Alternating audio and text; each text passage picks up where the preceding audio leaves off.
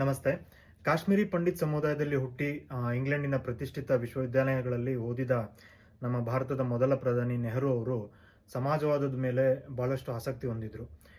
ಭಾರತದ ಟ್ರೇಡ್ ಯೂನಿಯನ್ಗಳ ಚಳುವಳಿ ಮತ್ತು ರೈತ ಹೋರಾಟಗಳ ಚಳುವಳಿಯಲ್ಲಿ ಪಾಲ್ಗೊಂಡಿದ್ದ ಅವರಿಗೆ ಭಾರತದ ಸಾಮಾಜಿಕ ಮತ್ತು ಆರ್ಥಿಕ ಸ್ಥಿತಿಗತಿಗಳನ್ನ ಚೆನ್ನಾಗಿ ಅರ್ಥ ಮಾಡ್ಕೊಂಡಿದ್ರು.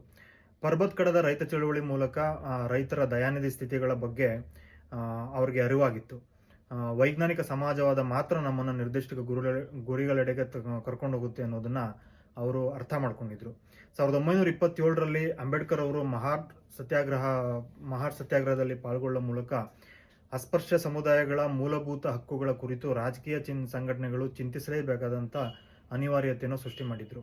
ಇದನ್ನೆಲ್ಲ ನಾನು ಯಾಕೆ ಹೇಳ್ತಾ ಇದ್ದೀನಿ ಅಂತ ಹೇಳಿದ್ರೆ, ನಮ್ಮ ಭಾರತದ ಮೊದಲ ಪ್ರಧಾನಮಂತ್ರಿ ಪಂಡಿತ್ ಜವಾಹರಲಾಲ್ ನೆಹರು ಅವರು ಆದಿವಾಸಿಗಳ ಸಂಸ್ಕೃತಿ ಮತ್ತು ಅಭಿವೃದ್ಧಿಗಳ ಕುರಿತು ಅವರು ಆಡಿರುವಂಥ ಬರಹ ಮತ್ತು ಭಾಷಣಗಳ ಅನುವಾದ ಕೃತಿ ಕನ್ನಡಕ್ಕೆ ಬಂದಿದೆ.